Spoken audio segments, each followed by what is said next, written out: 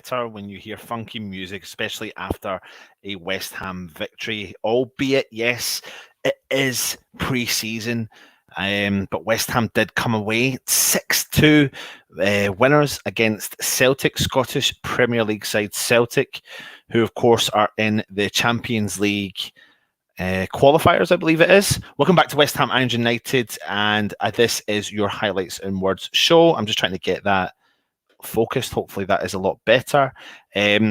So if you watched earlier on, I did do a match day live, and I hope you enjoyed it, albeit I was looking after my kids at the same time because my wife's not well just now. But I thought, I was going to watch the game anyway. The weather was lovely. I had the kids out in the pool, but you probably seen me kind of nip away and do some things with them as well. But, I did watch the game, and it was great to see. I'm going to be joined by a special guest, if you want to call him that. He has decided to come back from his holiday, and I was going to say he's really given up on all you lot, and he just doesn't care about West Ham. He doesn't care about the West Ham United Irons United group. But we'll bring him on anyway. He's decided to wake up and feed himself and join us. Thank God. Now you can listen to a professional talking instead of listening to that crap. Well, it would be good if he was off mute. It would be good if he was off mute. I'm not on mute. Well done. But honestly, though, there genuinely is a difference in your microphone. No word of a lie. You're not on mute, but it doesn't sound like your microphone is working. It sounds like you're just coming through the computer. Hang on. I bet he's not even plugged it in. How's that? No, just the same. It's still fine. We can hear you. No, we can hear you, but you're not as crystal clear. See if you go to your go onto StreamYard and go onto Cam Mic. Sorry, guys, we are having technical difficulties here.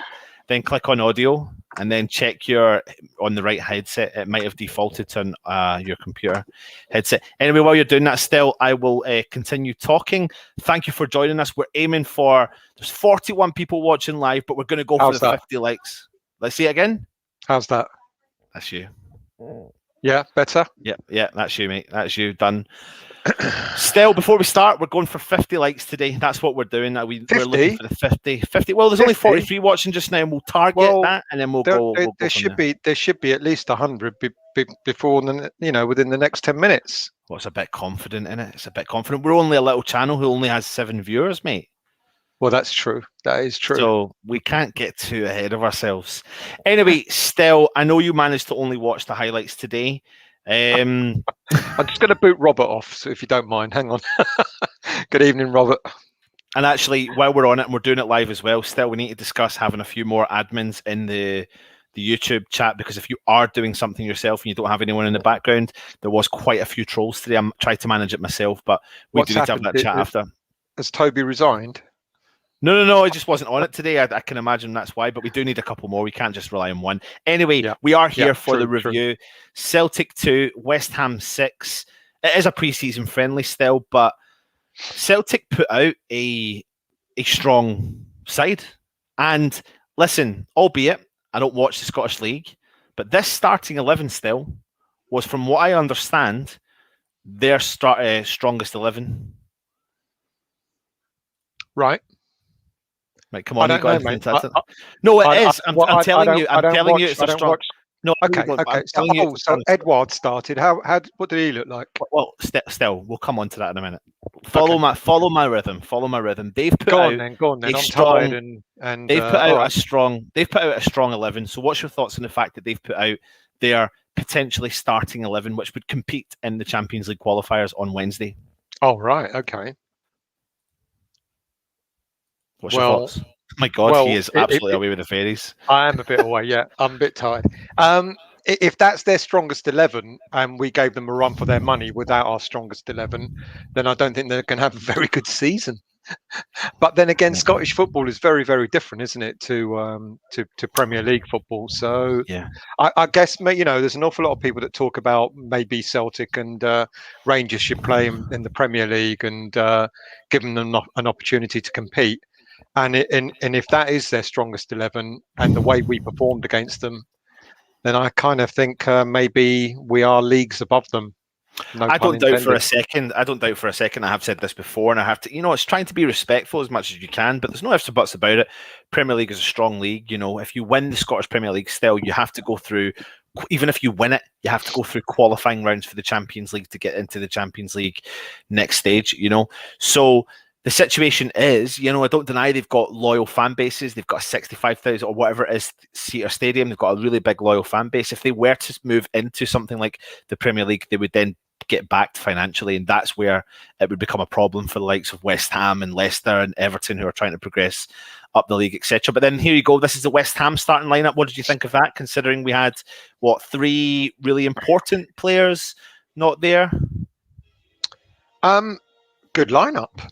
I think without the likes of Declan, Souček, Soufal, and some may argue Yarmolenko, that's probably the next lot of strongest players we've got, I guess. Yeah. So yeah, pretty decent lineup. I'm glad Frederick. I've still got my doubts about Fredericks. I'm glad he's there, but I think Johnson is a better right back than Fredericks is. So if I was to be picky, looking at that the players on the bench, Johnson would probably and I still think Diop is better than Dawson. Johnson and Diop will probably be the only changes I would have made. But good starting lineup. Yeah. Yeah, absolutely. I would disagree with you on that, only because I wouldn't want Diop and Ogbonna playing together. That's the only reason. I know. You keep saying that. Yeah. Well, they don't suit it. And today was a prime example of why they wouldn't suit doing that. But if we go into the game still, listen, get your comments in, let me know in your starting lineup and what your thoughts were in the starting lineup. Still, I think me and you spoke about 2 or 3 weeks ago, and we said that the Celtic game would be a good test for West Ham. We're 2.5 weeks away from. Is it 2 weeks away from the league starting? Three weeks away. Yeah, away from the league starting, and we thought, this is where we'd start. 3 weeks away. I know. Yeah. Go on. We'd start to see really maybe a similar, a close enough vibe to where Moyes is going to go for this season. Obviously, Antonio's taken the number 9. And within that starting lineup, Lanzini started. He played in a deep-lying role in midfield. Bowen out on the wing. Benrahma got a start. Yes, it's pre-season. We know that. Noble started. People were disappointed that they didn't get to see Connor Coventry from the start. Would you have been disappointed at that? It would have been nice for the boy, because you're starting to see that there are some players that from the under-23s that have been left out of this game. But then we had a chat about this earlier on in the evening, and Moyes is giving all the under-23s a chance, but Coventry seems to be one of the mainstays, doesn't he? So I think it would have been nice if Coventry had started, just because we know, as much as we love Noble, we know he's not going to play an awful lot of games this season. Yeah. So it would have been nice to just get Coventry in the thick of it. But he came on later, didn't he, I think? He did, yeah, absolutely. What we get to see here now is images, David Moyes inside the stadium talking to John Hartson. 18,500 fans were in that stadium today. Still, I did see a few West Ham guys. I was also offered a ticket, but unfortunately I couldn't go because I was in isolation, which I was really annoyed about. But I knew someone that was in the stadium. I tried to get him to see if we could link up with him, but it just didn't work in the end. And as you can see here, you've got all these. But then another big bit of news today was Fabianski started in goal. That was him back from the Euros. Nice to see him still. Yeah, absolutely. The first of the 5 that were away. And I only saw the highlights, so do forgive me. I can't say that I know exactly what his performance was like throughout. I kind of saw their goal, and I thought he was a little bit static for it. Of course, he didn't play in the Euros, so even though he's been training and he's been in the first team squad for Poland, etc., he hasn't had an awful lot of game time. I just thought he was a little bit static for their first goal. He's, because the way it was described, the first goal, the way it was described was like it hit the corner, it was curled into the corner of the net. It's actually mid-drift. So apart from that, good to see him back. Yeah. Well, so we'll go into the game a little bit. I said from the start when I was doing the match day live, the game started with a high level of intensity. It really did start with a high level of intensity. It was actually end to end. First couple of minutes, Celtic had a really good chance. Ogbonna was there to clear, and very quickly Antonio found himself through on goal, and it was a great save from the Celtic goalkeeper within 4 minutes. And then he again, literally within a couple of minutes, Antonio went through again, and the keeper made another good save. However, on the 6th minute, still, Oggy pulled up. Augie pulled up holding his left hamstring.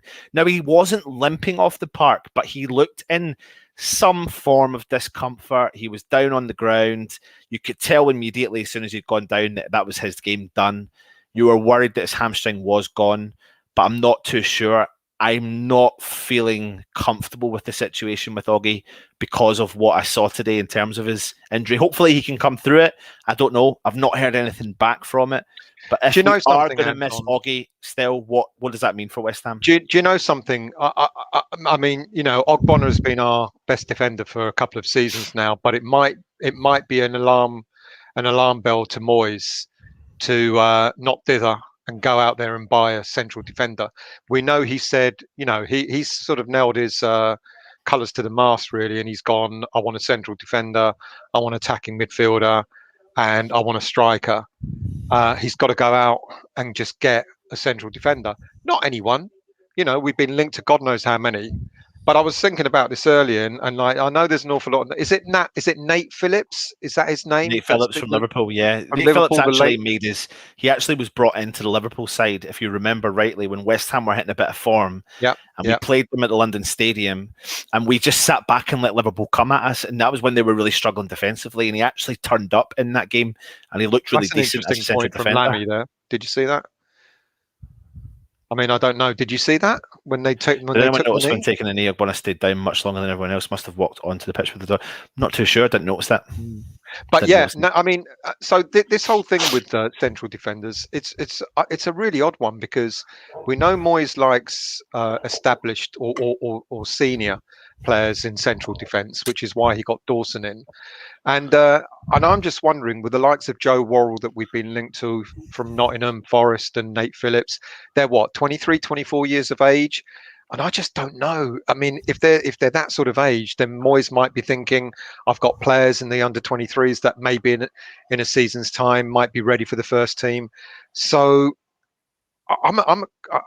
there is a name that keeps coming up in my head, and you're going to love it, because if he wants an established elder central defender, then of course he's got Winston Reid playing in the Olympics. And I just wonder if he might be thinking, rather than going out to buy a central defender, why not give someone who knows the team, who's been there or thereabouts, and if Reid comes back from the Olympics if he comes back from the Olympics in form, does he There's need something to buy about it. I do think he is going to be interested in bringing a central defender in. However, we had this brief discussion with Matt the other day. I'm not going to dwell on it at all, but if you think about lockdown and you think about Winston Reid's move across to, was it Kansas City? He played consecutive games. He came back. He's been on loan to Brentford. He's played consecutive games. He's now playing for New Zealand in the Olympics. He played really well the other day when they won the game 1-0. So, he's finding game time just now, and it's good to see. So, yeah, it could be an option, but we will see. Diop came on for Augie still, and within literally a minute, I think West Ham were trying to adjust to what actually happened, but within a minute, Lanzini got caught out. He lost ball, he lost the possession. McGregor, I think his name's McGregor for Celtic, got a hold of the ball, 25 yards out, curled the ball around Fabianski, like you said, and Celtic went up 1-0. Well, that was a mistake, not so much from the defenders, but that was Lanzini. He lost the ball, didn't he? Yeah, absolutely. Yeah. But the thing is, though, again, it's pre-season, but we are talking about the intensity still, I must admit. The intensity was high. The commentators were talking and they were saying this is quite possibly Celtic's strongest 11 that's out on the field right now, as they said. But very quickly still, I'm not going to lie to you, mate, if that is their strongest 11, then Antonio ran their defence ragged. I am talking ragged, though. Even before that, they literally had no idea how to manage him. And I don't know, today looked like the Antonio that, I don't know, maybe he enjoys that number 9. Maybe he enjoys getting that number 9 in the back of his shirt. He kind of, when he got given the number 9, he did sort of say, I played so many positions and now I know this is the one something like, this is the one I like best, or this is me, or whatever it is he said. So I think he does relish the number 9 slot, but if he keeps running the way he did today, he'll be out very soon with his own hamstring injuries. Yeah, Yeah, absolutely. Literally, the first 20 minutes of the game, I think the first 15 minutes were very intense. The game died a death a little bit for 5 minutes. One player I was really impressed with, and you mentioned him earlier on still, from Celtic, was Edouard. For the first 15 minutes, he was actually causing West Ham a lot of problems. It came up in the chat. People were talking about, what would you pay for someone like Edouard? The interesting thing was, and I thought, if he is a genuine interest and he is a genuine target, then what a good day for Moyes to see what he is capable of doing when he's coming up against his own bloody side. And did he do anything? Well, for 15, 20 minutes in the first half, he did, mate. He really was really effective. And I was quite, I was sitting there and I was hoping someone was going to come on, because I was like, and people in the chat were seeing the same. Like, he was really effective. He was holding off the defence. He was using his strength. He was quite clever. He was making good runs. He had a couple of chances. He missed a sitter. For Celtic, which would have made Celtic go 2-0 up. And I don't know if that dropped his confidence, because at that moment onwards, West Ham clicked. And then, I think it was, 24 minutes into the game, Antonio equalised, because I think the Celtic defender tried to play the ball through to his midfielder. Mark Noble stepped in, collected the ball, fed the ball through the middle. I had literally just said, we just need to keep Antonio in the middle, like we always do. And it was the commentator's curse. He literally went in the middle. He got the ball within seconds. He turned the keeper and slotted the ball into the back of the net. A very good striker's goal from a bit of misfortune from Celtic's defence. And then after that, I was watching. I didn't see any of the goals, but I sort of saw snippets of the game. I was at the airport and I was sort of tuning in, and but it wasn't a very good connection. And I did see Antonio look really lively, without a shadow of a doubt. If this player can stay fit for a whole season, he'll get us 15, 16 goals, no problem at all. I think what we all know and what we all worry about is the fact that, unfortunately, Antonio breaks down because of his hamstrings, and that's why I think everyone is gagging for an alternative. And if Edouard looked good, and but he's got to impress. Don't signing you straight. Just spend 20 million. Yeah, I think you need a bit more than that. If Edouard looked good for 15 minutes, Moyes would have gone, he looked good for 15 minutes, but he didn't look good for the whole game. Is probably what's going on in Moyes' head. But then again, I guess you've got to, you've got to have a team providing you with the ammunition, and we had for Antonio today. Yeah, and he took both goals really well, didn't he? And this is going to talk about the second goal a couple of minutes later. I think it was a nice one-touch stuff from Lanzini and Benrahma, who found Fornals in the middle of the park. And then you could see Antonio making the run, and you could see him pointing, and he's just literally said, put it in between. This is what I've loved about today's game in particular, because it's something that I cry out for. You don't want the static forward line still. And Antonio was going, put it in. If you put it in the middle of those two central defenders, I'll run for it. I will run for it and I'll get it. And he did it, mate. He literally just went around the Celtic defender, caught the ball, yep. and then he went 1-on-1 with the keeper. And he hit it with his left foot in the front post. It was a proper striker's goal. It was the fact he hit it with his left foot, never put it onto his right and tried to curl it round to the back post. It's a very, very good striker's goal for Antonio, giving him another boost of confidence, making it 2-1 to West Ham.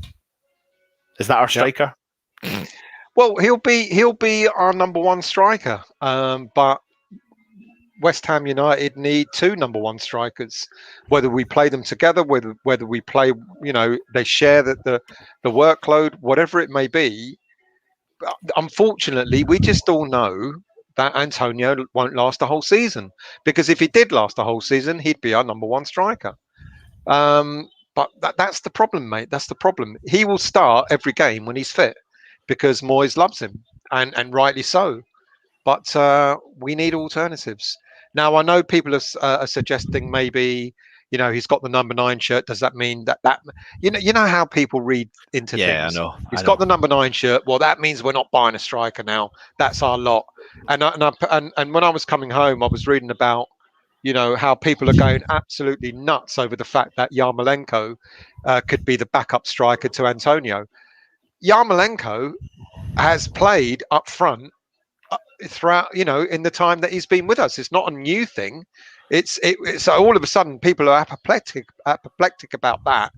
It's about using the squad in the best way. I think Moyes will go and get a striker, but I think Moyes has got to temper it by knowing getting a striker in, because he knows Antonio will be his first choice.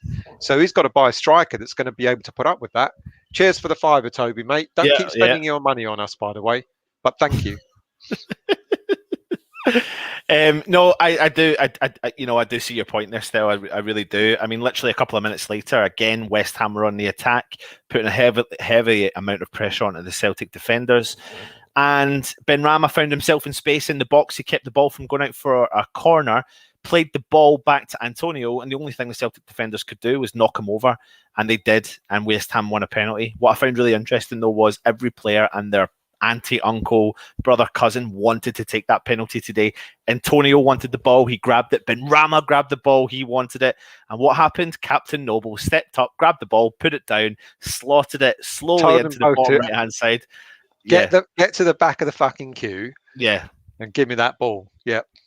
Yeah. Absolutely. To make it 3-1 West Ham. And you could see at that point, though, West Ham had a major control of the game. And the pre-season vibe, the commentators did keep saying, and they were talking about it because it was Scottish commentators. It was a feed coming from the Celtic ground. It was from Celtic TV or whoever it was.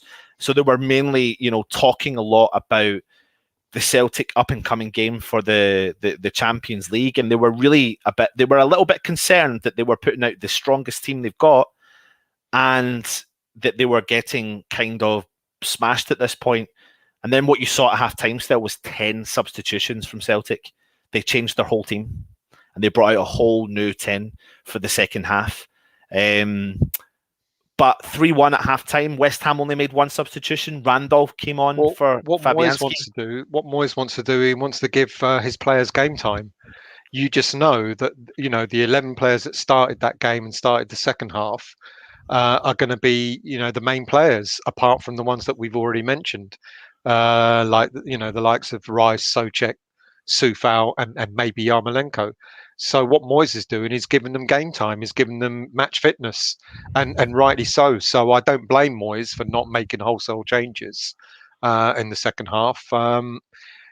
What the Celtic manager wanted to do is up to him. But I credit Moyes for keeping the players on, because they're getting game time, they're getting match fitness, which is the right thing. Just want to say, Happy Hammerette, if you're there and you're watching, please check just write a comment. Just write a little cheeky comment, and see what happens when you do write a little cheeky comment, because you'll enjoy it when it does. She'll enjoy it. There's been a couple of questions, so can we just address it? Because first of all, Clive, is the number 11 shirt still vacant? Yes, it is. Because we only had a loan signing in it last season. So yes, mate, it is. And we've got a couple of questions on Declan. Please, people, seriously, stop listening to the rumours. Exactly. Yes. Declan will be playing for West Ham next season. I will almost bet my property on it.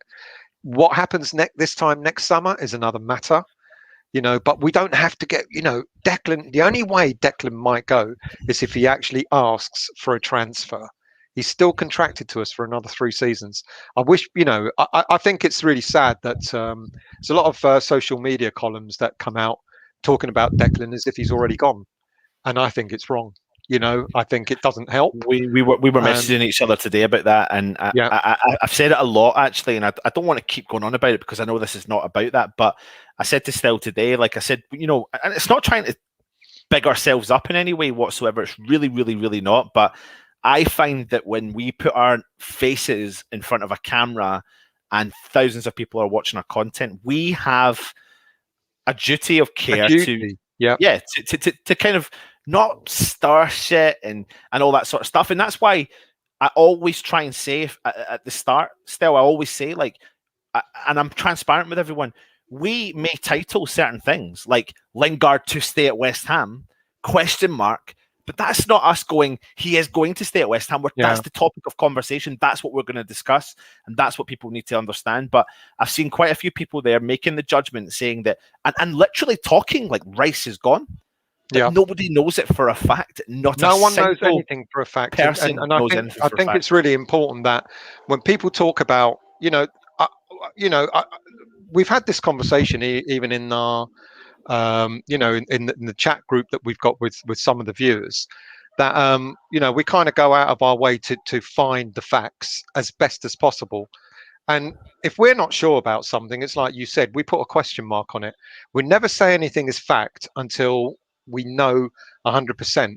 And there's talk, it's all this talk about all the transfers that are going on. It's all this talk about Declan going, etc., etc. We would never sort of say hand on heart that we know exactly what's going on. The only people that know what's going on are the people in the club, and nothing else. Absolutely nothing else. No one else. Sorry. And I think we do have a duty to viewers to get it right. Yeah, this is not me talking about the mainstream media. This is actually me talking about West Ham channels as such. Now, listen, I hold my hand up. We've probably made mistakes along the way, but hopefully we've went out and corrected ourselves when we make the mistakes. I can't be involved in chat about saying that Declan Rice is leaving the club when we don't know for a fact. We just genuinely don't know for a fact. It drives me insane. It actually pisses me off quite a lot still, and I think I kind of put that across to you. And you know how I feel about it as well. Yeah. So sorry, we went off on a tangent. This should be a review show. But absolutely. Any more comments before we get moving on to the second half? No.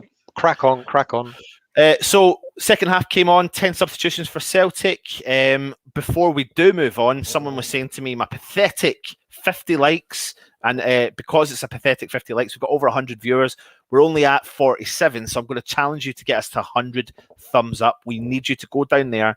Where is it? Over there somewhere, and click those thumbs up. We're going to target you for 100. Still, go on, push them. Go on. What? Just ask them. I'm going to like my own show, am I? Yeah, you are. Get yourselves down there, hit that one, and if you are new around here, please hit the subscribe button. It really does help us out, get the content out there, and that's why I love this channel. No bullshit rumors, and I really hope you believe that, because yes, we do talk about particular players, but we don't want to stir the mix. We're not taking a responsibility to do that. Anyway, let's move on from that. Still, the next thing that happened was Randolph came on the park for Fabianski, and very quickly Celtic put the ball in. They started the second half with a bit of intensity, put the ball in. Fredericks made a lovely diving header to try and score in his own goal. Randolph tried to save it, flapped it, and put it into the back of the goal, just crossed the line to make it 3-2 to Celtic. I mean, disappointing because you would fully expect your keeper to do better in that situation, wouldn't you? I did message you earlier and said that's why we're probably looking for another keeper. And then you told me that he made something like four decent saves. He made about 3 or 4 good saves after that, to be fair. It doesn't matter. One mistake in the Premier League and you're a goal down, you may not recover from it. No, Mark. Only for the other half and not for you, mate. And I still think we need another keeper, to be honest with you. We need someone challenging Fabianski. I'm sorry to say it. He's in his last year of his contract. We talked about this several times. We actually spoke about this right at the end of the season. You done a player review and you brought me on in one of your weeklies, and we actually said if a keeper becomes available, we should take one this summer. And I think a lot of people were believing that we would wait to next summer. It looks like we are obviously in the market. 2 good keepers have come up for grabs, it looks like. And it looks like we could be in for one of them. And to be honest with you, still, I'd be happy with either or. Well, there's a third keeper back in the running now. There's Olsen is back in the running, apparently. Areola and Johnston. And I'll be honest with you. Obviously, of the 3, I think Areola is the better prospect. I wouldn't be disappointed with Johnston. And I won't lie to you, I won't be disappointed with Olsen either. I think he's a solid keeper. I know he was at Everton last season, only played a handful of games, etc. But we talked about this already. He was going to be kept there only for personal reasons. He didn't want to stay up in the north. So I just think we need another key. I think we need another decent keeper. Yep, absolutely, So, mate. It'll be an interesting summer to see what happens there. Literally, Celtic came back into the game for only a couple of minutes very quickly. Benrahma got a goal, and I actually made a mistake during the stream. I said he got his first goal for West Ham, forgetting that he did score a long-range effort at the end of last season. However, he got a second goal to make it 4-2 to West Ham. Antonio and Fornals were linking up really, really well. Like I said, the Celtic defence were really struggling with Antonio and Fornals today. And he played the ball through to Benrahma, who found himself free, one-on-one with the keeper, and the defender got back, and he did a bit of what Antonio did in the first half. He put the ball from his right foot onto his left foot. The player fell down for a tackle. The goalkeeper fell down to save it, and all he had to do was tap it into the back of the net to make it 4 well taken, to West Ham. Good goal. And I know it's going to please this lad. Yeah,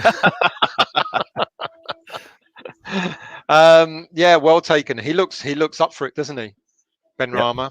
Yep. I think that's really, really good. I know, we can't see, we can't.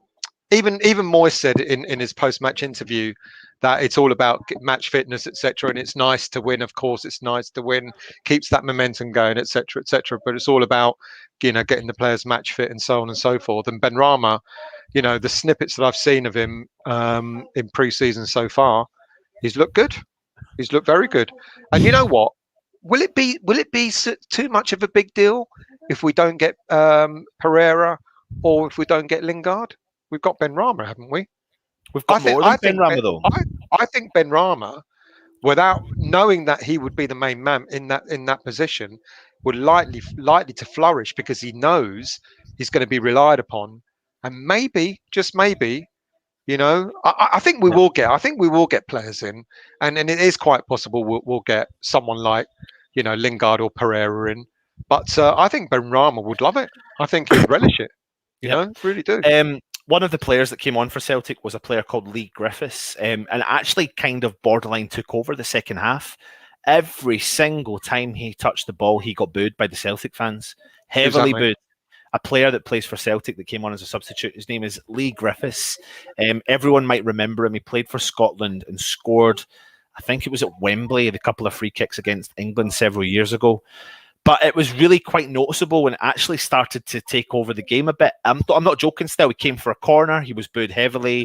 And it just kept going throughout the whole game, and it never stopped. And then some fans tried to go back and start clapping the situation, and you could see the players on the park all a bit like, what was going on here, and their eyes were all taken off the game for a minute. I think we found out since when we were on the stream that he had been pulled up for some underage conversations with people on his phone, all that sort of stuff, but we don't know if he's been cleared or not, and now it's led over to the park. What my point I was trying to make was, if he is playing, then surely he wouldn't be in an investigation at the moment, but I don't know. So it kind of took over the game for about a solid 10, 15 minutes, which was a bit annoying. But West Ham were playing 4-2, or we were controlling the game still. Player I do want to talk to you about was, he came on in the first 5 minutes, was Issa Diop. Mate, it's a pre-season friendly, but he looked, I was at the training session with you. We'd done a live stream. He was doing a one-on-one training session. He's not featured in a lot of games this pre-season. Today, he was the standout centre-half. He was the standout defender alongside Fredericks, to be honest. He looked the part. He was doing everything that you would want Diop to do: step forward, clear the ball. He was making really good tackles, really precise tackles. None of them were late. And you could see his confidence was growing in this game as well. And what I was making the point was, that's why you've got the player like Dawson behind him, because constantly Diop stepped out, constantly the whole game. But that's his game. That's his game. That's what he does. He has to step out to try and win that tackle. Fortunately for West Ham, Diop literally won every single tackle today. It was very rare that Celtic. There's a good player there. There's a good player there. And maybe Moyes ought to be given credit where credit's due, because Moyes has managed him in a way where, because he hasn't played as much, a lot of people thought that's it, he's out the door. He's not favoured by Moyes, etc. I'll tell you something. If there are players that Moyes doesn't want, they'd be gone. Just like Players that's Haller not went, coming in. just like Anderson went, etc.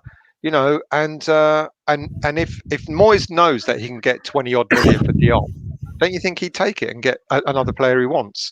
I think Diop is a decent player. He's had a bit of a bad run of form. It's been a learning curve for him. But a lot of you and I have said in the past, he would be a player that could eventually play for a top 6 team.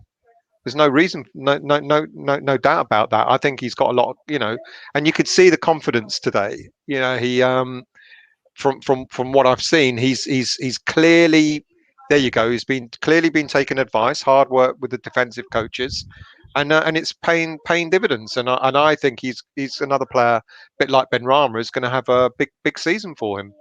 Yeah, absolutely. 3/4 of the game had gone by still. Fredericks caused Celtic problems all game long. He was getting up and down that right-hand side. He was defending well, but he was pushing forward and whipping those balls in. And literally every ball he put into the box was actually pin perfect for the likes of a striker, like you could say Haller, etc., all that sort of stuff. But Fredericks had a very, very good game. Fredericks and Diop today stood out as the best defenders in the team today. So it was nice to see, good to see for a preseason game, because that's exactly what it's designed to do. Let me just move that off. Sorry. Let's move into the game. West Ham go for a 5th goal, 75 minutes in, and what a goal it was. Ben Johnson has came on as a substitute. He's ran down the right-hand wing. He's cut the ball back onto the edge of the 18-yard box. Benrahma's there. He hits a cross in, and with the pace of the ball still, Bowen has literally just guided that cross. Yeah, I saw the goal. Yeah, and kind of like a kind of lobby thing over the keeper or around the keeper. What a goal! What an unbelievable goal! And because Antonio had just come off, Bowen then proceeded to move up front, up top, and he was making all those darting runs that you want from a striker. We were jesting in the chat, is this our next striker as well? You know what? There's no reason why Bowen can't play up front and do it really, really well. I think he's a class player. Another player who was much maligned last season. It's weird, isn't it? Fornals, Bowen getting ripped apart by some fans, and I bet you they're going to have massive seasons next season. I like Bowen. He's grown on me. I've liked him since we bought him.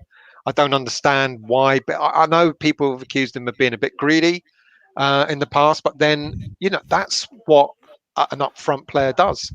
A player that's hungry to score goals. They get a bit greedy sometimes, and I don't mind that. And I think Bowen is a if he ends up being backup to Antonio, then quite possibly you'll see Lingard and/or Pereira come in to play on that side that Bowen plays and mix it about a bit. Why not? Yeah. Why not? You know? Absolutely. I mean, listen, still, we're 5-2 up, and we could have been 6-7, 8-2 up by that point. We had a few more chances. The keeper was playing well, tipping some balls over the bar, etc. We made a few more substitutes, but we went on and we scored another goal in the 85th minute. Okaflex found himself, he had been on as a substitute, he found himself free down the left-hand wing. He tried to cross the ball in, it was defended well, went back to him, and he literally just put the ball onto his right foot, smashed his the ball. Old team. Scored against his own team to make it 6-2. He's a big lad, isn't he? He is a big lad. Yeah, he played down. He played down the wing. I mean, he's. I'm trying to remember who he got substituted for. Who was it that came off for him? Was it Fornals maybe? And I think it highlighted, or was it Benrahma? I can't remember. I think it highlighted his size, because obviously whoever came off for him was the smaller player. He did look confident. He lost the ball a couple of times, and I don't know if that was maybe, being in the circumstances that he was in against his old club, and he maybe wanted to over-impress and try to prove something to them. But he did do well. It was a good goal, and will do his confidence a world of good. I don't think... Shout me out, Anton. I don't know, is this a trick? I've no idea. Gern Vern. Gernvern. So, I don't know. It's probably someone having a laugh. So, but yeah, it was good. He's 19 years old. I don't think he's going to set the world on fire. If I'm being honest, mate, I don't think he's going to send You it. don't think so? Oko Flex. Yeah, I'm not. I mean, I think he's all right. I haven't seen anything from. See, to be honest with you, still, we made a couple of substitutes, and with 5 minutes to go, Forson came on and Nathan Holland came on. Mate, the intensity that Forson has got. I told you. Mate, I'm so. I told you. I am so excited by this guy. Yeah. I'm genuinely excited by Forson. I really am. Let's get it from Michelle Haas. I told you about Forsan. Mate, I'm literally saying he had like Forsan. I actually think he only had like 4. I actually think he only had like 4 minutes, right? But in the 4 minutes, I remember doing the stream and I was like, all I'm going to do is look at. Yeah, he is, mate. But I literally went on the stream and I went, right, we're just going to watch Forson now. Yeah. And I was like, Forson's running for the ball. And Celtic player got the ball in the midfield area and was attacking. I swear to God, mate, Forson must have been about 30 yards away from him. Yeah. By the time the Celtic defender got to the little D outside the 18-yard box, Forson was on him, putting pressure on him. He had to dispense the ball away to another Celtic player. Who was there? Forson. I thought Forson made a mistake. He didn't. He actually won the ball back and sprayed the ball across the midfield. And I was like, who is this guy? Yeah. Epic. Forson is tiny. Forson's a little lad. Mate, his legs even look tiny. But he runs. I'd love to do. He's like little steps. Yeah. Like you still. He's like you. Like me. Still walks. It says Sasquatch. You're just an oddity, mate. You're just fucking tall. But I tell you, Forson is. I'm telling you, mate. Dark. Forson is a dark horse, mate. I'm telling you now. If any of you don't know, Stell's a midget, right? So Forson is also I'm like not a midget. You're just ridiculously tall. So there you go. Forson, mate. I've been telling. I tell you to all the viewers, if any of I watched the highlights of the Southend West Ham under-23s earlier, and just go and watch it. Go on YouTube and watch it, and look at the team that we've got breaking through. I'm telling you, it's exciting times. There's a damn good reason why Moyes has gone out and bought 4 or 5 young players, because it's going to benefit not only the under-23s, it's going to benefit the senior squad. Forson has been with us for a couple of years, but he's dynamite. I'll tell you, if there's any player that might break through, it could be him. There's something about him. I said this the other day. I know we were having a chat. I don't know if you were on it still, and people in the chat were going, we need to send a lot of these younger players away on loan. But I don't know. I just, there's something like, if they've got to be good enough. They've got to. Some of these players can be good enough to make an entry into the world of Premier League football. I wouldn't be sending them all away because I'm fearful of the fact that they're going to get overrun.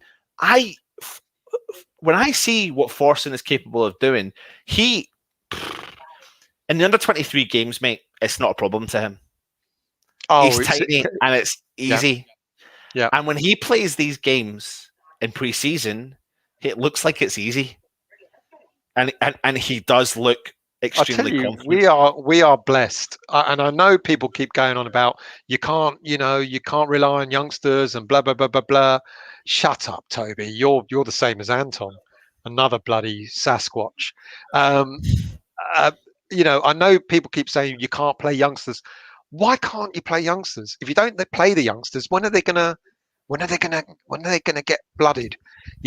And he could be one. He could be one that might play, a cameo role or two. I think we might. And I think it was interesting today to see what Moyes had done. Obviously, West Ham played the under-23 games yesterday, and he left Ekwa and was it Baptiste in that under-23 game, and he took Okoflex and Forson, Holland, etc. for today's game. And I don't know if I'm reading into that a little bit too much. I think Ekwa's got the ability as well. But Forson excites me. He really does. He definitely looks like he's got the potential to grow into A fantastic. A fantastic future West Ham player. He's been there for most of his career, and he looks the part as well. West Ham won the game 6-2. Of course, still before we keep going, please remember we are looking for the 100 thumbs up target. Over 150 people are watching live late at night because that's just what we do. We're West Ham fans and that's what we do. But if you are watching, please go down there and hit those thumbs up. It's really cool. It does help the channel. It helps the algorithm, so pushes our channel out there further. Please hit those thumbs up. Thumbs up. Can you see it right down there in that corner? Hit them. All you need to do is just tap it. So yeah, still 6-2 winners. What do you want to talk about? Don't know, mate. What do you want to talk about? No, it's up to you. Can I address James? I saw the comment earlier about you saying I was putting Benrahma down. I never have. I've never once said Benrahma's rubbish. You know? Actually. No, I haven't. No, I never have, James. So you got me wrong there, mate. And I remember having a debate with James online on the chat and telling him that I thought Benrahma was decent, but I just didn't think Benrahma was playing good at the time. I'll talk to you about Mr. Big Thighs, Connor Coventry. Look at the size of his thighs, mate. Look at the size of his thighs. Mate, I'm getting worried about you. You keep talking about the size of blokes. But I'm just trying to say to you, right, where's Fo? Where's Fo when you need him? Because Fo was ripping into me, saying to me, here comes Anton talking about Connor Coventry's thighs today. But do you know what? I didn't even know I had this picture, and I looked at it, I was like, my word, look at the size of his thighs, man. This guy's a machine. He's completely capable of stepping up. I'm not going to lie to you. I think he is another player who's capable of stepping up. I like what he does. I did say last season. Yeah, I said last season. Sorry, mate, go on. No, I was just going to say he drops in deep, he collects the ball, he sprays the rock ball around. He does do the job of what Mark Noble does. He's Mark Noble number 2. Yeah, I really think he is 2.0. Yeah, and I did genuinely think he was going to break through last season. I was a bit disappointed, really, that he didn't. But maybe he's another player. Maybe that's why Moyes is not looking at central midfielders, because maybe he thinks. Is that because I prove on my YouTube, mate, play it. I'd love to see a replay of that. James, you're probably right, mate. Still's usually wrong, so you're probably all right. There you go. I know people keep talking about. I know people keep talking about. You can't play youngsters, but there may be a couple of youngsters that will break through this season. It's interesting. Alese didn't play today, did he? No, he didn't actually. No, he wasn't. He didn't play for the under-23s either. No, and he wasn't even in the squad for that game either. So I'm hoping he's not picked up something. It'll be interesting to see. Yeah. Sorry, just quickly, Tommy Taylor. That wasn't the last time we played Celtic. We played Celtic in 2000, when we had Paulo Di Canio. But I think are you referencing the testimonial match, Bobby Moore testimonial? I think it was. Was that? It was so. Yeah. Mm-hmm. Yeah, Celtic. Yeah. Forson is 5 centimeters taller than Kante. Is he? Kante must be tiny then. He must be tiny, mate. Still, what are you? You must be about 10 centimeters smaller than Forson then. Yeah, you must be just absolute. I mean, I've met you, but I mean, wow. Yeah, I met you. I was going to put you in my backpack. I had to crack my neck up, having to look up. Can you actually see with the clouds in your face? I was literally like this. Hi, Stell. How you doing, mate? Just sit in my pocket and I'll take you for a little walk. I'm glad to see that. Jump on my shoulders. Jump on my shoulders. Glad to see you're still as stupid. Well, I won't swear, but as stupid as you were before I went on holiday, mate. Have your kids recovered from being kicked out of their toy room yet? Yeah, they're fine, mate. Has Lenny recovered from allowed in the house now, or are they sleeping in the garden? The garden in a tent. Is Lenny forgiving you? She's still with you? Like she's absolutely fine, mate. Does she enjoy me being on holiday with her?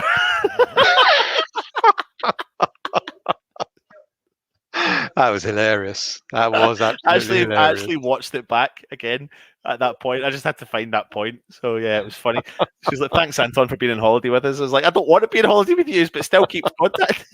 Yeah, sending me text messages, begging me to come on, because I watched some of the when I got home. I watched some of the the match day live. Mate, you looked lonely. Was there nobody available? It was a last minute decision. Mary's obviously not well, so I had the Yeah. kids. I did want to watch the game, so you should have seen the setup I had for them. They had a pool. Obviously, you can't leave kids in a pool without keeping your eye on I them. was just about to say. So I had like one of those inflatable pools. The water was like that on it. They had all their toys out. So I literally took all of the playroom and put it in the garden. So they had a ball, and they kept coming in, and then I put a movie on here, and I gave them sweets, and they were happy. So that kept it going. Good. If anyone lives in Birmingham, their season ticket holder, get in touch with Paul. Share some travel time down to the games. You could stop off on your way from Scotland and pick him up. Well, I'm usually on the train, mate, and I need to work out actually what's going to happen with 3 weeks to go, because I've not even. What are the? I need to work it all out. Well, 7th of August is the Bet. I'm not coming for that. I'm not coming for that. There's no point in me doing that. So, and then the following weekend is Newcastle. And then there's still no announcement about away tickets, though, is there? No, there isn't. No. So the situation. I've already been offered a Newcastle ticket. Well, take it, please, mate, because I'm double jabbed, so I can provide evidence of double jabbed. Right. And I'll take it, please. No, I'm going. What are you talking about? You're not going. Yes. Yeah, I'm You're going. under the thumb, mate. Well, I'll tell you what. Can you get me a ticket for it, please? I'll think about it. No, you'll do it. No, do you want one? Yes, please. I'm not joking, please. All right. Okay. Well, I'm sure we can sort something. Right. Okay. Sure we can sort something. Loads of comments. You want to go through some of the comments still? Yeah. Let's go as far up as we can, shall we? Do you remember we're doing a live show? Yeah. Do you know we're here? Like, do you know where you are right now? Mate, don't worry about it. Professional. How did Fornals do today? Gut feeling he will have a great season. I completely agree with you, mate. Very good. I think he's been great from the couple of games he's played. Today, he really stepped up. We've seen him all season step up, but today he really did look like a class above quite a lot of the other players today. Hammeret's going to lose her spanner if she's not careful. What have you done wrong already, Hammeret? Please don't tell me you've messed up. Joan, good evening, Joan. Bone and Fornals, what grafters, really rate them. Good evening from who? Owen, I think, did you say? No, I said Bowen. When you were talking about Bowen, I said, yeah, I think it's going to be a really exciting year for him as well. Good evening from West Ham Love. So happy that West Ham won. Vinay, hello, mate. 2 for next season without Lingard. 2 for next season. What do you mean, mate? 2 for next season without Lingard. Get 2 in without Lingard. Is that what you meant? Robert, look at my early post. Sorry, mate, it's gone. So you're going to have to retype it. Trodge, hello, mate. Calling them grafters does them a disservice. They're both showing end product. I agree, mate. I totally agree. I think they're more than grafters. But as you know, Moyes likes grafters in the team. And if they can produce that bit of magic as well, then all the better. Go on. What? 20 more likes. 20 more likes is what we need. Just hit the thumbs up. We need 20 more. That's all we need. So if you are watching, please do it. Clive, hello, mate. If we finish top 6 again, surely that will put Moyes up for our best manager of the century. Not yet. He's got a way to go. He's got to beat, but yeah, if he does top 6 again, that'd be fantastic. Trodge, I've never seen us look this professional with a plan in pre-season like this ever before. Hats off to the coaching staff. Absolutely agree. Trodge, amazing performances under other managers. We don't even look fit first game. That is a really good point, isn't it? He's gotten fit already. I mean, but look at the backroom staff that he's got. Good evening, Mark. Size doesn't matter. That's what my wife says anyway. Glad you admitted that, mate, online. Trudge again. Now we look ahead of other teams who have weeks head start on it. Now we look ahead of other teams who normally have weeks heads on starts on us. West Ham Love, as I know because I'm Japanese, and often has difficulty forming a team in his first season, does not get good results. Celtic people will have a hard time this year. That's the Celtic manager, yeah. I don't know much about him. Yeah, no, we had a Celtic. Oh, I don't know if you've seen our preview. Actually, we had a Celtic Fan TV. Paul from Celtic Fan TV came on. He said he was the manager of Australia national team and managed one of the big teams out in Japan. So a lot of people in Japan know him and rate him really highly. I think he's done well with Australia as well. Just very quickly though, I'm seeing some news all over Twitter. It looks like it's going to be genuine. So Premier League football fans must be fully vaccinated by October the 1st to attend matches. So if I'm reading that right, and you're not double vaccinated, you can't go to the Leicester. You can't even go to the Atlanta game on the 7th of August. I'm guessing so. Oh no, they're saying by October, so that means Yeah, but this is what I don't understand. So why would they allow someone? This is the part that confuses me. That must mean that you can't go to the game. Why would you? Well, Why would you let someone who's not vaccinated I go think to what the they're game trying to, before you know, October we the 1st spoke about this, and then vaccinated? yeah, I don't know, but it's a bit like what we've experienced coming back from abroad, mate. You know, we've been double vaccinated, and we went to a green listed country, and yet we still had to have a test when we were out there, which we didn't know about. Hold on a minute. I'm so go on. sorry. I have to interrupt here. Joel Led, I've seen Anton on Facebook stood next to an old friend of mine, Derek Simpson. How the hell do you know Derek Simpson? Joel, please elaborate, mate. You've freaked me out by saying that. Who's a reasonable height, but not overly tall, and he is of a similar height. Is still like a hobbit. I'm 6'4". I'm definitely taller than Derek Simpson, and still is a hobbit. Yes, but how do you know Derek Simpson? Please, Joel. You've completely baffled me. I'm so confused. Sorry. That's right. Yeah, there you go. Elaborate, please. Yeah, sorry, tickets. You were talking about vaccinations and stuff. Yeah, so you know, we didn't realise that we had to be tested out there and tested again now that we're back. So I don't know what the rules are at the moment. They seem to be changing constantly, and I know the Premier League has been pushing for people presenting that they've been double jabbed alongside their ticket to enter a game. I do not know. I have no idea how that's going to be managed. I have absolutely no idea how they're going to control that, because that means we're going to have to turn up at the stadium like 2 hours before to get in on time. So I don't know what's going on. I know the Premier League are pushing for it, but I don't know how it's going to work in practice, to be honest.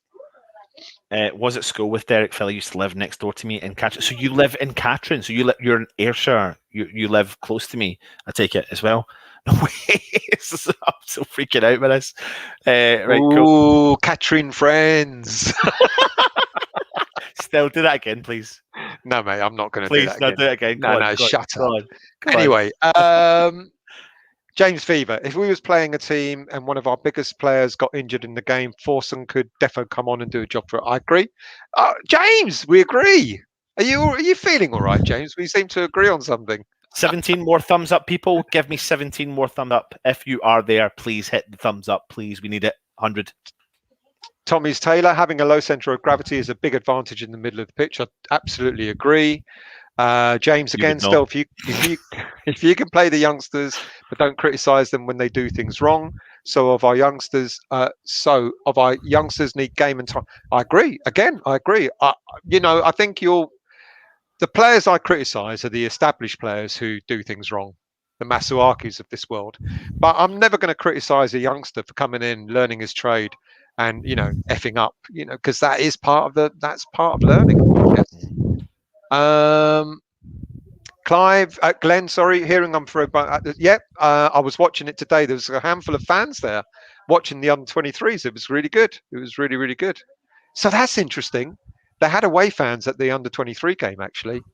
Yes, and Newcastle. I don't know if you've seen the Newcastle friendly as well. There was quite a lot of Newcastle fans at the friendly that they played the other day. Right. Okay.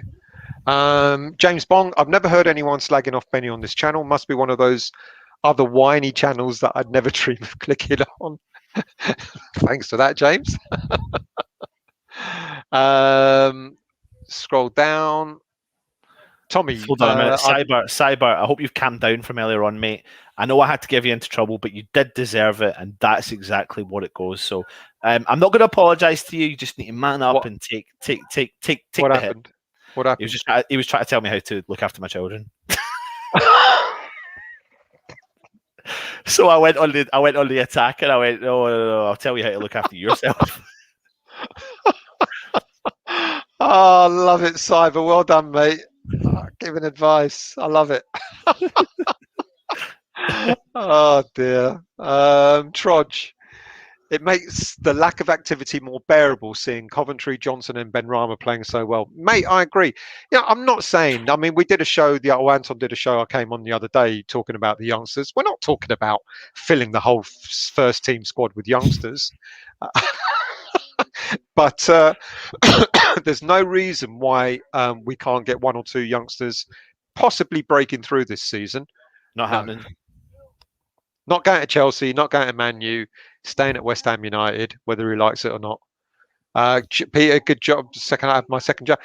We'll get more details about exactly what's going to happen with the season tickets and jabs, and we will let you know. Father Snowman, Stel Moyes said after a game he was going to let players have a few days off. He doesn't want them to have burnout. That's a good thing. That's a good thing. And Moyes also said in his post-match interview that we're nowhere near. He said he was kind of bit. Have you seen the post-match interview, Anton? No, I've not seen it. No, because it was kind of a little bit. The interviewer said, of course, you want to get more quality into the team, and he was kind of like. He wasn't very committed. He was like, well, yeah, I guess we do, but there's nothing on the horizon for the immediate future. So basically, he's either being really, really coy, keeping his cards close to his chest, or there really is no anticipated signings coming up in the next few days. Are you getting worried?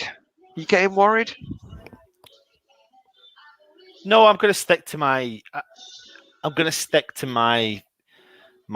guns and say that. Well, what are our fixtures? What are our next fixtures? We've got Brentford, which is in Atalanta, and then Atlanta, and I'm assuming they may announce not Atlanta, one more. Atalanta. They may not. Stop boring me. It's not the US. It's not the US. It's the Italian team. Mate. So maybe we'll just get rid of Stel. So maybe what we need to do. I think they may announce another potential pre-season game somewhere along the lines. I'm not sure there'll be any more time. To be honest with you, I would like to see one signing for Brentford, but one signing has to be quality. A bit like what you were saying to me earlier on. It has to be. We have to bring in quality still. People are going on about sign players, but I'm not interested in signing anyone for the sake of it. I'm really not. I'm really not anymore. And Moyes is of that ilk as well. Yeah, I'm totally tapped out of it, and I'm not going to fall into that argument and have that argument. We're falling behind. Moyes doesn't want some of the players that are out there, and everyone's going on about saying teams are starting to buy players. We're still. Was it Joan? Joan, I think you said last night. We're in a chain.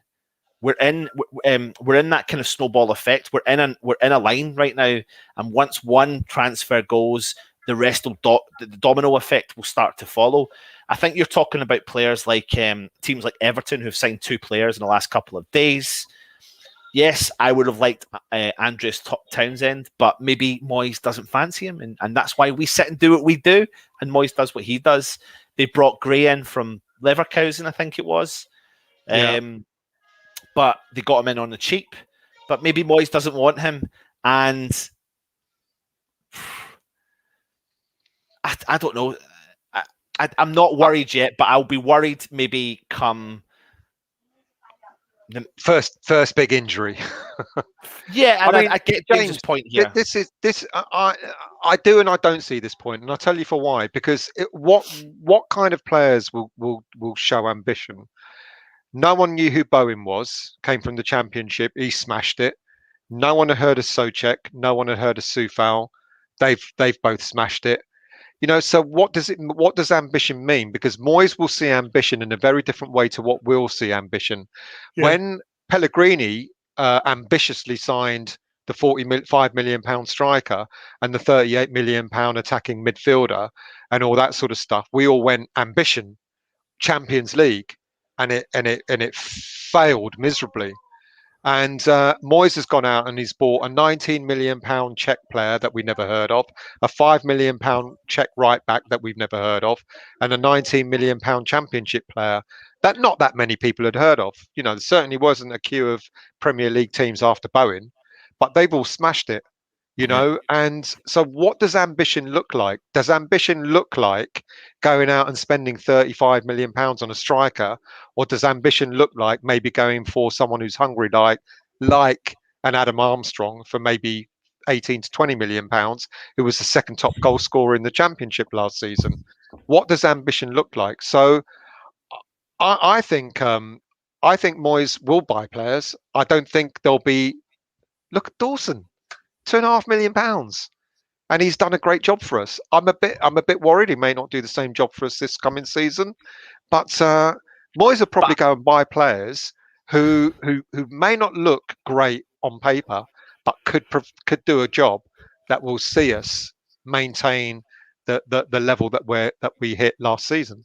Yeah, I tell you what, still though, I mean, listen, we could go on all night. We've got plenty of shows coming up over the next coming weeks. So this is supposed to be a review. I'm happy to call it here. If you are watching before we do go, I would please not beg you. I'm not going to beg.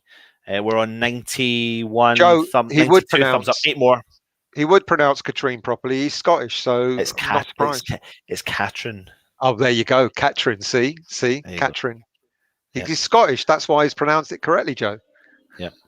We need eight more thumbs up, people, and then we'll head for the evening. And then myself and Stel can get a little brief chat after, because we've got loads to chat about. Look at Anton's little face. It's not so little, mate. It's not so little. No, it's not, mate. It's not. It's bloody like a monster. But there you go. 3 or 4 more. That's all we need. 3 or 4 more people, and then we can head. Stel, what's coming up the rest of the week? What have you got? What have we got on? You're doing all the weeklies this week, the dailies this week, whatever you want to call it. I'll happily do them. No, seriously, I'm more than happy to do them. West Ham weekly coming up on Monday. I saw what Anton tried to do last week. No images, no music, no nothing. That's a lie. I had an intro. Did you? Oh yeah. Can I tell you something as well? I put a show together. It took me 5 minutes. Yeah, and everyone loved it. Everyone loved it. Yeah, I saw Everyone even came on and went, thank you so much for your efforts, nothing. Anton. You're really nice, Anton. You're really good, Anton. Who's Stel? Where is he? Yeah. Oh, fair enough. I won't bother doing it you can do it again on Monday if you want then. No, you're all right, mate. No, that's all right. You can do it. No. I bet you've been sitting doing it on your holiday. I bet you've not even. No, you know what? I was just thinking. I've got a week's worth of news stories to read up on in order to put the show together. So, do you know what? Here's an interesting point, right? And I'm going to jump into what Stel was saying. Everyone loves your West Ham Weekly, so I'm going to do this for you, Stel. Everyone loves your West Ham Weekly, okay? So I'm asking you, the 150 odd people who are watching live right now, when Stel moves into the new season for the West Ham Weekly, do you want him to do game reviews or not? So remember, we do a review on our channel after the game. Do you want Stel to? You see, I don't do game reviews. See, this is the problem that you have understanding. And I fall asleep. I give my take on Stel, your volume's gone crazy. I give my take on the game. It seriously has. What's gone crazy? Your volume. You can't hear me. You can hear me. I know you can. Unless I hit that. Did I hit something? Oh yeah, I hit it. Sorry. Yeah, there you go. Do you want Stel to do a review? Yes. Long Dark, more Stel. Mate, do you want to finish? Do you want to carry on? I'm happy for you to carry on. Toby, leave the weekly show alone. Leave the weekly show alone. Don't fix what's not broken. Yes, so long as it's not biased to Masuaku. There'll never be a bias towards Masuaku. Why don't you tell Matt and Stel to do weekly? It will be fun. No, Matt. It's not his wife. No, we've worked out. We know what it is. Cyber. We know exactly what it is. It's his iPad. There's a problem with his iPad. I'm not telling Stel to change his show. I'm just telling him to drop the review. The review needs to be dropped. Because he doesn't know what he's talking about. Stel, Daniela, yes. Mate, you're on a loser here. Let me do what I know is best, okay? Welcome back to West Ham United. My name is Anton. He's talking, he doesn't even know what he's doing. Right, listen, Stel, let's shut this down. Thank you for joining us. Please subscribe to the channel. Please hit the thumbs up. Did we hit our target? Toby, do you live somewhere where it's really cold? Because you can't surely want a hoodie at this time of year, mate. Toby, let me tell you something right now. What did Stel say to you about 6 weeks ago, 10 weeks ago? 12 weeks ago, 14 weeks Mate, ago, things have 16 changed, weeks mate. ago. There Things are have things that are changed. changing. We'll come back Yeah. to you with that. Thank you for watching. He's been, I don't know what he's been. My name's Anton. This is West Ham United. Subscribe, like, and comment. Thank you for watching. Come on, West Ham. You gonna say bye still? See you, chaps. See you all. Thank you all for watching. And who knows? Might see you tomorrow for another cheeky little show. Otherwise, I'll be back on Monday night. See ya.